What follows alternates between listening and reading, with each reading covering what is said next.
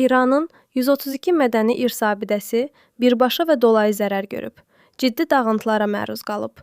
APA'nın Tehran bürosu xəbər verir ki, bu barədə UNESCO-nun İran üzrə Milli Komissiyasının katibi Həsən Fərtusi mətbuat konfransında bildirib.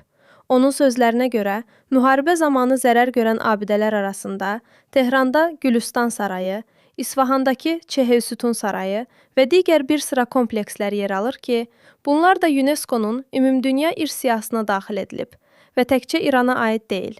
Həsən Fərtusi qeyd edib ki, UNESCO-nun Ümumdünya İrs siyahısına daxil edilməsi üçün iş aparılan Luristan əyalətində yerləşən Fəlakol Əflaq qalası da zərər görüb.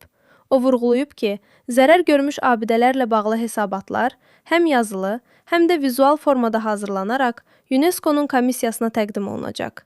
Həsən Fərtusi deyib ki, ABŞ və İsrailin aviazərbələri nəticəsində İranda universitetlərə də çox ciddi ziyan dəyib.